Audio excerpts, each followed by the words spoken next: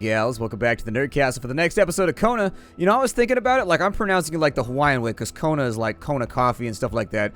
But anyways, it might be spelled, it's got a little thingy up above the O. It's got like a little tilde looking thing. It might be like Huna or something. I would never know. And so if you know, feel free to correct me. I'll probably just say it wrong for the rest of the series though. Just like I did with the Took. The Fool of a Took from Long Dark. Welcome on back to Kona. My name is Splattercat. Happy to have you here today. That looks like Polaroid film. Yes, you can take pictures, by the way. I don't know if I talked about this. You want to take some Polaroid pictures? Taking that Polaroid. Bam! That's right, I took a picture of your marital bed. What are you going to do about it? What are you going to do about it, LaChance family? Nothing, because they're both dead. We have found equal parts in measure of their family, and ain't none of them made it. They all didn't pull through. In the previous episode, we had found ourselves to be an investigator looking after the death of a mining magnate who had come through this area. And we were supposed to be actually trying to figure out, not the death of a mining magnate, we were looking for the mining magnate himself. We're investigating. We were supposed to meet up with him and kind of be a bodyguard and investigate who was after him. But when we arrived at the rendezvous point, it was destroyed and he was nowhere to be found. And so now we're kind of just looking around in the ever-increasing avarice for gold because he's rich and he could pay us a lot if we could find him. Yay. Harlequin romance novels. See, that's why they got by the ice. They were in league with the Joker. Beautiful portrait of Gilles and Giselle, bound together by the chains of conventional love. You know, when you use the word chains, it sort of seems like a negative thing. Not the metaphor I would use for my love. I don't know. Seems kind of forced when you go that way with it, don't it?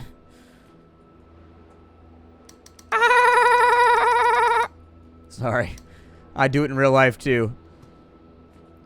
Look, there's a Jesus stick above the bed. The cross looked after a marriage's well-being and served as a motivator to uphold the priest's sermons calling for more little worshippers on one hand and cautioning against guilty pleasures on the other. Indeed, the LaChances were still part of the God-fearing generation. Do they have a fur blanket? Dude, that's so luxurious and awesome. That's the shit. They've got like a bear fur blanket. Oh, it's so baller. Ah, well. No bear fur for me. Since we already cracked open the safe, I'm actually a little bit surprised that worked out. It won't let us take the files with us? So I guess they're probably not that important for the investigation. I didn't know that there'd be a B in there. I don't know what the B stood for, but we brute forced it, so whatever. I knew the last 3 digits, or at least I had a sneaking suspicion about the last 3 digits. And then the first one turned out to be pretty easy to crack. And so we had gotten some information that Gilles had blackmail information on the mining guy that we're looking for. And so it sounds like it was a clash of individuals who did not like each other very much.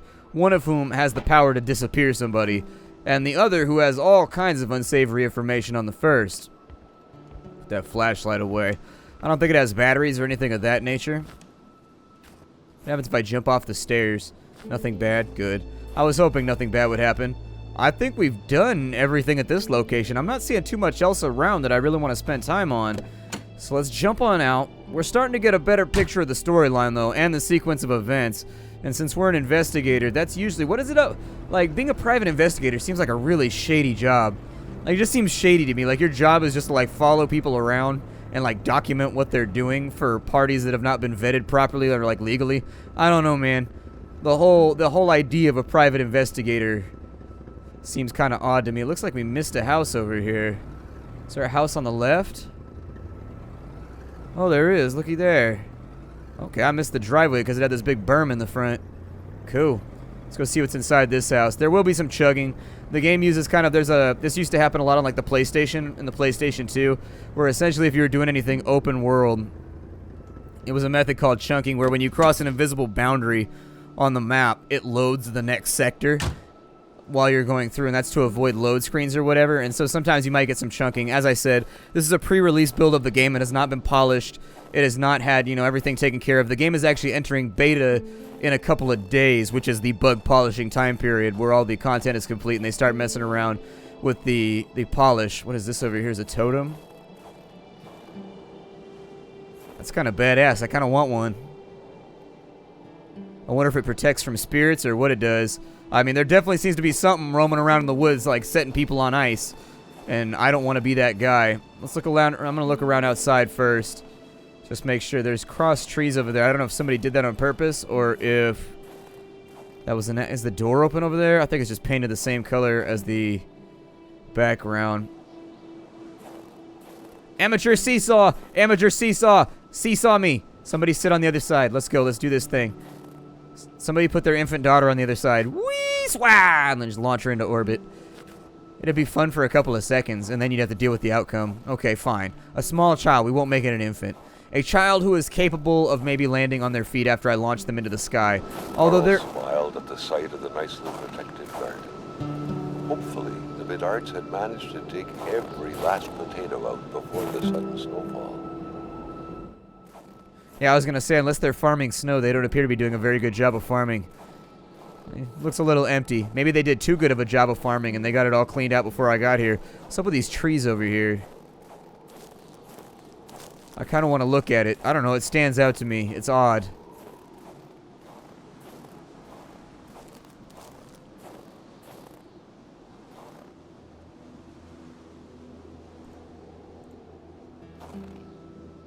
Oh, shit. So what is this?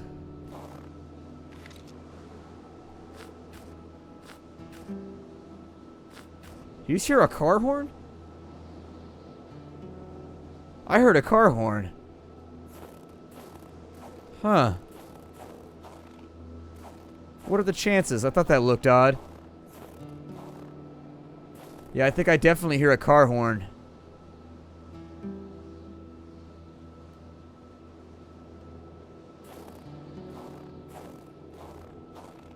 I don't know if I should go back out to the road.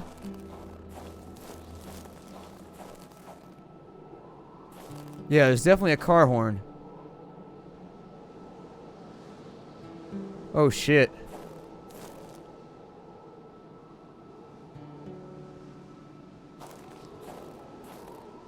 It's from this direction. Sorry, I was using my ears.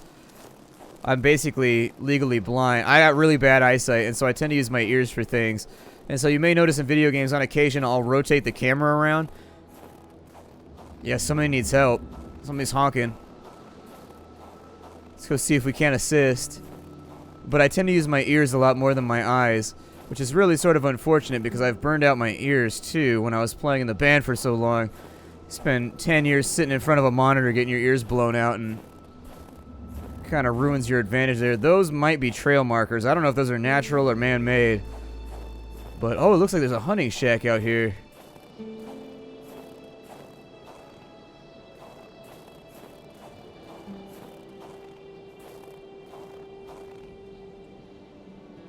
The car horn.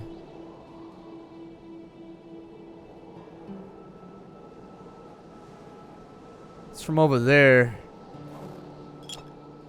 Looks like we got a bottle of beer, maybe? Let's start a fire right there. Can we take the hatchet? An axe. Yeah. Not too shabby. Carl Good. felt he needed to protect himself. That'll work. This is either, it's a little workshop. Okay, I was gonna say it's either a workshop or like a fishing shed or something. Is it a flare? Okay. There's another magnet right there that I assume you can pick up if you hadn't found the previous one along with some pliers maybe. Got a fire starter.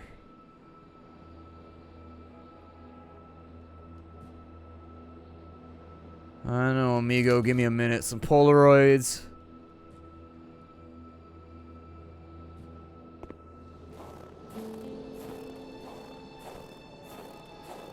I doubt that that pond is sturdy enough to hold your feet, considering they said the storm just blew through, so I'm not going to walk on it.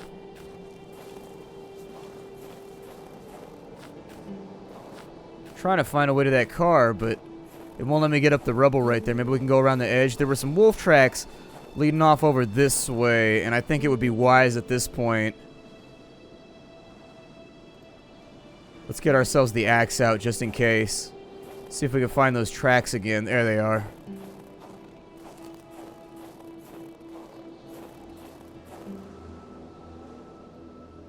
We You can jump over the gate elongates right there. You see that? I'm not exactly sure what happened right there, but...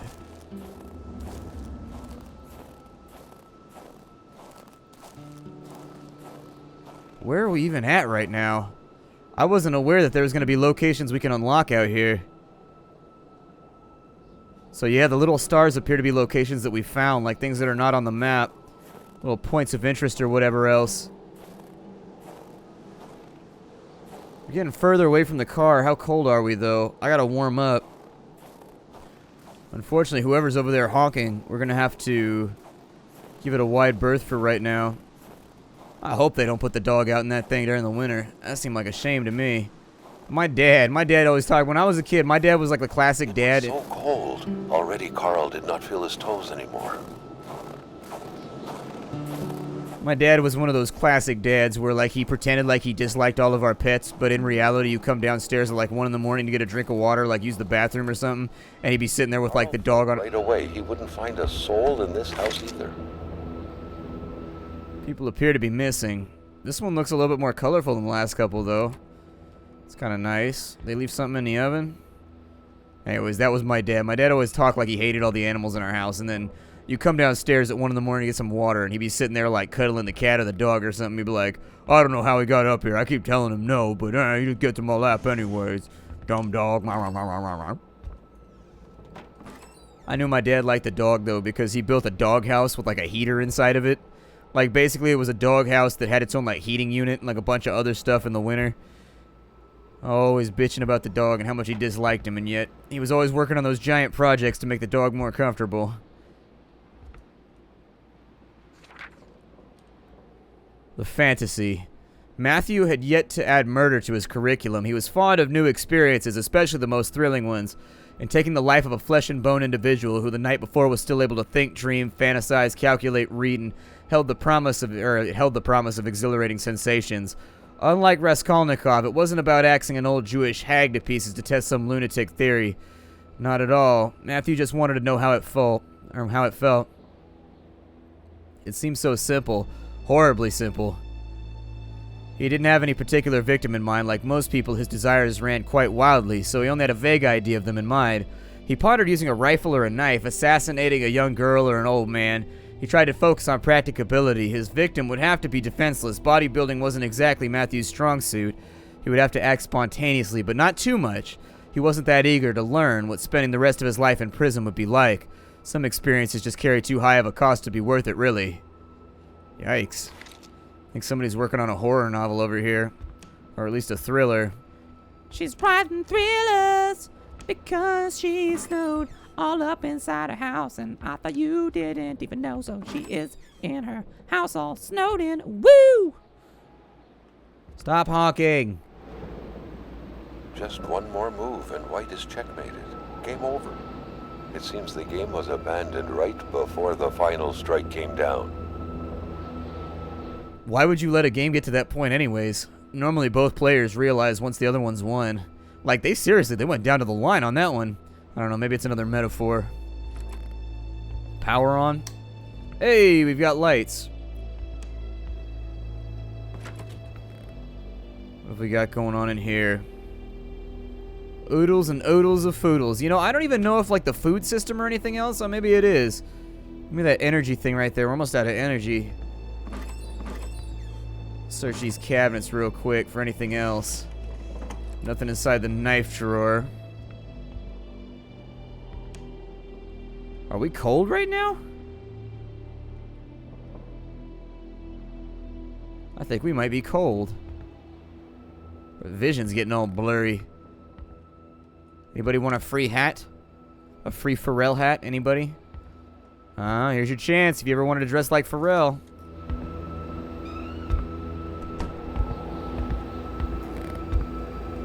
The photograph was snapped not too far from here, Carl noticed. The couple seemed to be very good friends. The couple radiated something akin to lightheartedness, to freedom. Perhaps some people out there truly found a way to live happily ever after. A picture of Wilfred in his youth. Carl figured right away that the man must have been some kind of wildlife officer. Wildlife or no life, baby. Looks like we got either antiseptic or something. It looks like you can loot that bottle right there, but maybe that's for later, for something non-implemented. More kitty food. It appears to be quite chilly in here.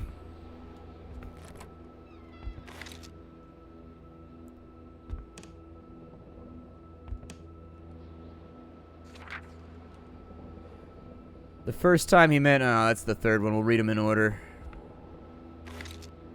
Joe Dassin. Is he walking a cheetah? Dude, I want to walk a cheetah. That'd be the coolest shit ever. You would have a picture of yourself walking a cheetah for the rest of your life. I put that shit in the living room, so everybody had to see it right when they walked in. They'd be like, are you walking a cheetah? Like, in fact, I am walking a cheetah. How are you?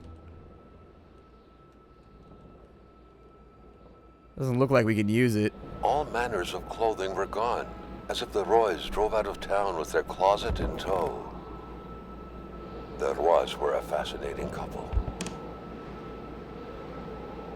Huh.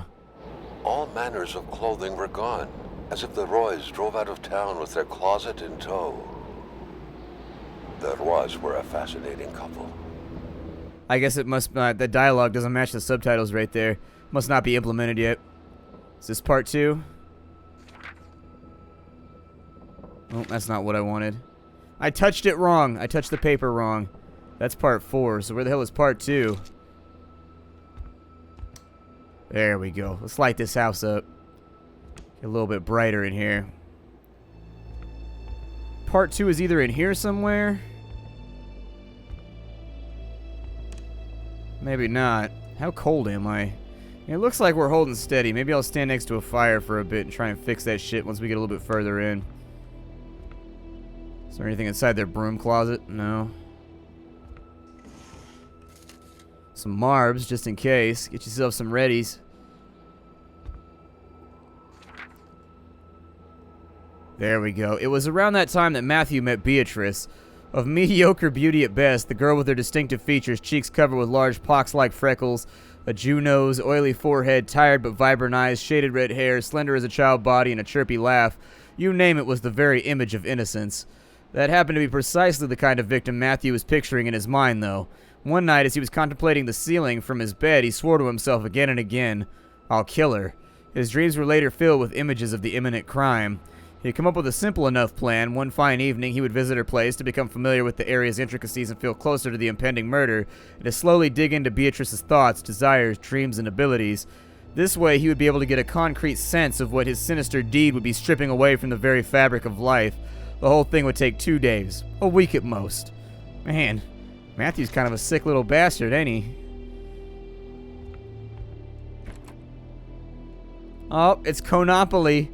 Everybody loves Konopoly. Who doesn't love Konopoly?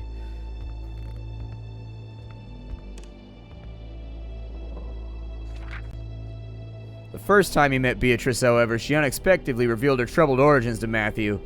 She was adopted at the age of 4, and recalling her former life still gave her a hard time. She played the piano in so graceful a manner that people often thought she might be the natural offspring of a musical virtuoso. She always cried before falling asleep, torn from the inside by a dreadful pain she couldn't explain. She confided in him so profoundly that Matthew couldn't get enough, coming back every night to learn every single thing of what would come out of that delicate mouth after pulling one last breath out of it. Every night he reflected on what the death of Beatrice would mean in terms of losses to humanity's common heritage, be it the sound of her sobbing or the piano melodies, the compulsive tapping of her long index finger on her temple when she harbored dark thoughts, or any little thing. It didn't matter. Everything would indiscriminately vanish. Everything. All these thoughts made for some blissful slumbers indeed. Then days became weeks. Before he knew it, it was Matthew's turn to throw his secrets at her, his hopes, his cries of despair, as if throwing coins in a wishing well. She'll be dead by the end of the month, he promised himself. Yikes. It's kind of dark. A murderer's diary. Carl's detective training compelled him to write some excerpts down. What sort of monster could give life to such a bizarre tale? The two lovebirds were still going at it 7 months later, though, confiding fears and desires alike near the fireplace several days a week. The populace took notice, and wounding words eventually found their way to Matthew's ear, prompting him to take action to prove his gentlemanship. He had to ask Beatrice's hand in marriage. He would have more than enough time to kill her later. Today, when Matthew stares at the motionless ceiling just like he did 20 years ago, he still wonders what he would be removing from existence by slitting Beatrice's throat. What he would be depriving his children of. Then, as if soothed by his fantasy, he gently drifts off, smiling the night away. Ugh, that's dark. 20 years later. That took a turn, didn't it? Got a duffel in here. It looks like it's got some bullets inside of it. We've yet to find a gun by which to apply said bullets. Not a single rifle left. I was gonna say he's got a bad sign, Carl surmised. He's got a gun rack over here.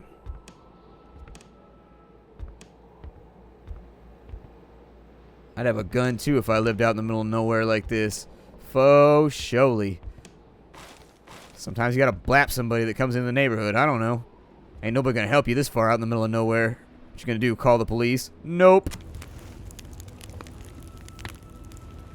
Alright. So let's get warmed up by the fire for a minute. I'm also gonna throw a save down the pipe real quick. I don't know if that helps me out right there. Perfect. Get ourselves a save just in case. You never know. I feel like this game just hasn't taken its turn yet. Like, it's very slow mounting, but something's gonna happen. They keep giving us bullets and they keep giving us weapons, so I assume at some point I'm gonna fight somebody. But for right now, we just haven't found that moment yet. Can you cook anything? Like, how do you cook the meat or whatever?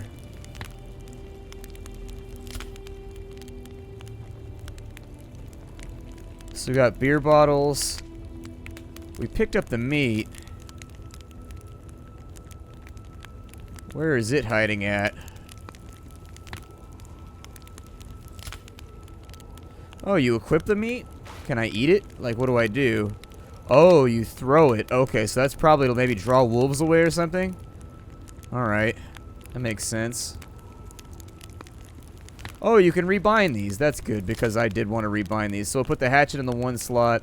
Put that in the 2 slot. We'll go back. We'll take... Let's see, what do I have here?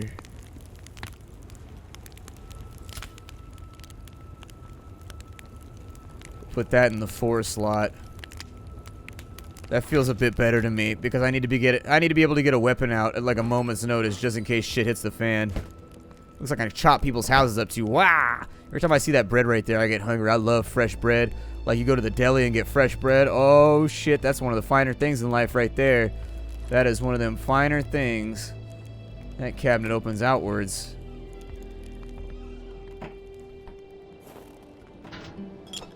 A bottle. I don't know what we do with that. Got a wolf hide over here. See if we can find this guy.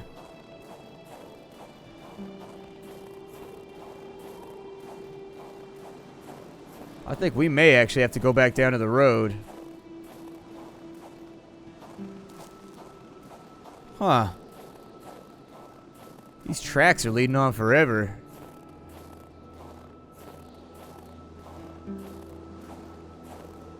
Interestingly enough, these things are going for days. Okay, so that's how we get back down to the road. And the tracks start there.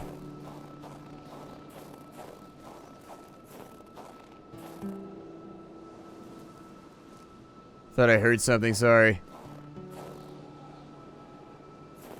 Promise I'm not trying to be paranoid, but shit's going down right now. Probably be safer to drive the car over here. I don't want to freeze to death, but...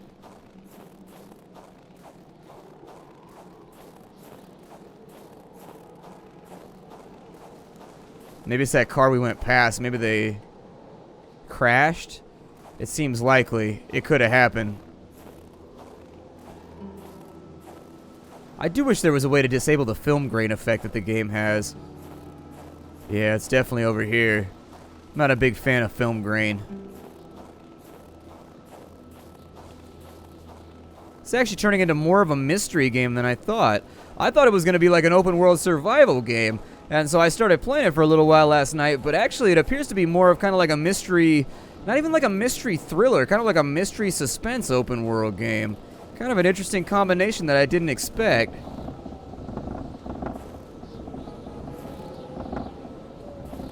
Well, the honking's coming from right there, but it's cut us off the map, so we can't go any further.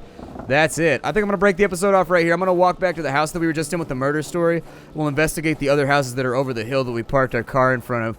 My name is Splattercat. This game is called Kona. I will see you all later. Bye, everybody.